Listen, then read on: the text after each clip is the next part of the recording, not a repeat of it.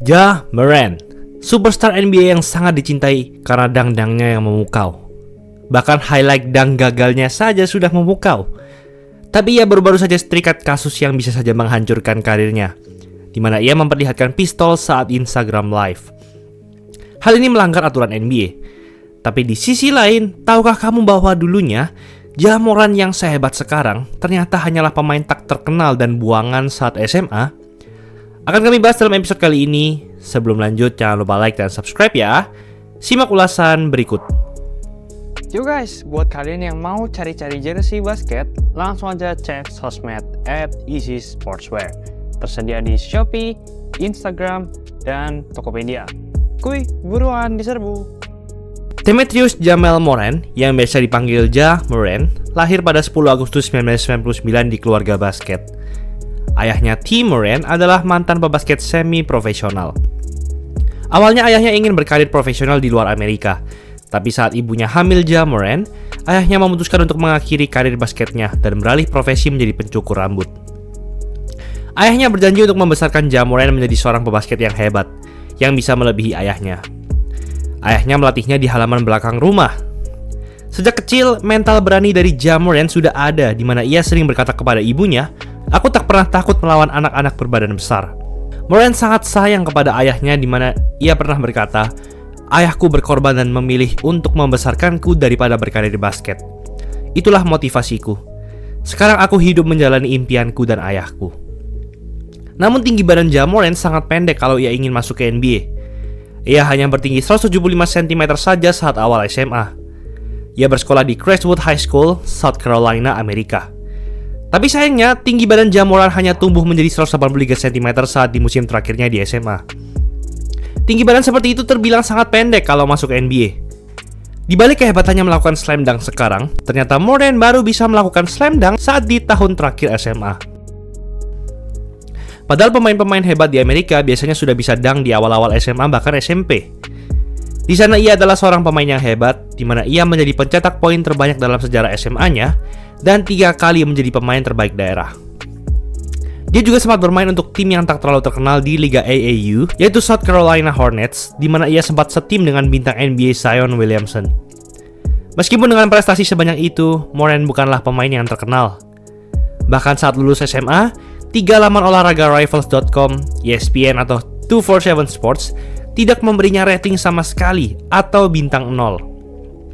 Dia juga tidak aktif sosial media, yang biasanya digunakan untuk membuat para scouts mengenal diri seorang pebasket SMA. Tidak ada kampus yang menawarinya beasiswa basket di Divisi 1 NCAA. Tapi suatu hari, saat Ja Morant sedang mengikuti camp basket yang diadakan pemain NBA Chandler Parsons, tiba-tiba ada seorang asisten pelatih kampus Murray State University yang sedang mencari pemain, namanya James Cain. Saat ia sedang memakan camilan, tiba-tiba ia mendengar suara bola basket dari dalam gym, sehingga ia menengok dan melihat Ja Morant bermain 3 lawan 3 dan terkesan akan kehebatannya. Bahkan ia menghubungi pelatih utama kampus yaitu Matt McMahon untuk datang melihat sendiri kehebatan Morant. Morant pun diberi beasiswa Divisi 1 NCAA, namun tidak penuh 4 tahun. Ibu Morant meminta pelatihnya untuk memberinya beasiswa penuh, tapi pelatihnya tertawa dan berkata, sepertinya dia cuma akan bertahan di kampus ini selama 2 tahun. Karena Morant adalah pemain yang sangat tak terkenal. Dan benar saja, Ja Morant hanya bertahan 2 tahun di sana. Tapi bukan karena ia terlalu cupu, tapi justru karena Morant terlalu hebat. Tahun pertamanya, ia langsung jadi hebat dan membawa kampusnya lolos turnamen NCAA. Karena itu, ia jadi satu dari 20 orang yang direkrut ke camp basket khusus guard yang diadakan Chris Paul. Ia memanfaatkan momentum tersebut untuk meledak di musim kedua, di mana ia mencatatkan 24,5 poin per game, 10 assist per game, tertinggi di seluruh pemain kampus Amerika, dan 5,7 rebounds per game. Rekor demi rekor ia pecahkan dan ia menjadi pemain terbaik daerah Ohio Valley dan membawa kampusnya lagi sampai ke ronde 2 turnamen NCAA. Dan disinilah karirnya benar-benar berubah.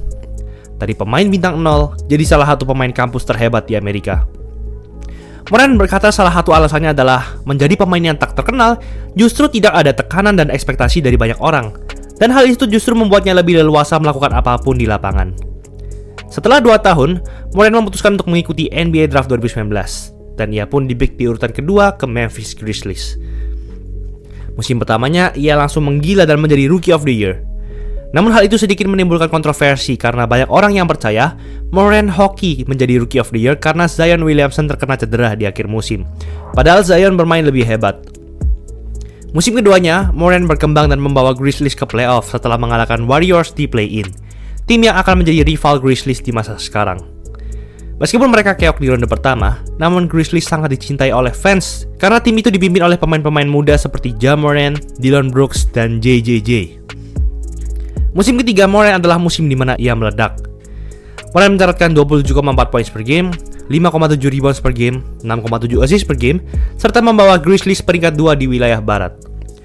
Ia menjadi starting 5 All-Star dan menang gelar Most Improved Player 2022. Sayangnya saat ronde 2 melawan Warriors, Morant terkena cedera dan timnya dieliminasi. Di musim keempatnya yaitu 2022-2023 ini, ia menjadi starting 5 All-Star lagi dan membawa Grizzlies tetap jadi tim yang hebat di NBA. Ia sudah jadi seorang superstar. Ia juga dicintai fans karena slam dunk-nya yang terlihat mustahil. Tapi di sisi lain, seiring bertambah hebat, ia mulai menunjukkan perilaku yang semena-mena. Di lapangan, ia adalah pemain yang suka bacot. Ia berkata tidak ada tim yang perlu dikhawatirkan di wilayah barat, di mana ia akan menang mudah di playoff dan melaju ke final bertemu dengan Celtics. Perilakunya di luar lapangan juga tak kalah kontroversial. Pada awal Maret kemarin, ia terlihat menunjukkan pistol sambil bernyanyi di strip club ketika siaran langsung di Instagram. Sebenarnya yang jadi masalah adalah, membawa pistol adalah hal yang dilarang bagi pemain NBA, apalagi membawanya ke dalam lapangan. Kalau Morant terbukti pernah membawa pistol ke dalam lapangan, hal ini bisa jadi masalah besar bagi karirnya. Hal ini pernah terjadi ke Gilbert Arenas, di mana ia ketahuan membawa pistol ke dalam locker room lapangan, dan ia dilarang bermain di NBA selama 50 pertandingan, setengah musim lebih. Sejak larangan main itu, karir Arenas hancur. Setelah kasus ini, Morant diinvestigasi polisi dan terkuak perilaku kriminal lain yang pernah ia lakukan. Ia diduga pernah menyiksa, memukul, serta berniat menodongkan pistol ke bocah 17 tahun yang menjaganya dengan sangat ketat saat bermain basket. 4 hari setelah insiden ini, Morant lagi-lagi terlibat kasus dengan penjaga mall. Saat itu Morant mengancam hidup penjaga mall karena penjaga mall tersebut bertengkar dengan ibu Morant. Morant juga terlibat kasus pada 29 Januari 2023 kemarin, di mana saat Pacers bertandang ke markas Grizzlies, sempat terjadi cekcok antara Ja Morant, ayah Ja Morant, dan teman Ja Morant dengan pemain Pacers. Teman Ja Morant ini sampai dikeluarkan dari lapangan. Namun saat pertandingan usai dan beberapa anggota Pacers sedang berjalan, terlihat teman Ja Morant dan Ja Morant mengendarai mobil dan berusaha menodongkan pistol ke arah pemain Pacers ini. Beredar pula foto Ja Morant sedang di strip club dan uang berceceran di seluruh lantai dan kursi ruangan Morant. Ya, gue tahu pemain NBA itu sangat kaya ya, tapi pantaskah perilaku-perilaku seperti ini dilakukan oleh bintang NBA yang masih 23 tahun dan jadi role model banyak anak kecil? Banyak yang bilang Adam Silver, komisioner NBA sekarang, tidak akan berani mensuspend Ja Morant lama-lama karena ia tidak setegas David Stern.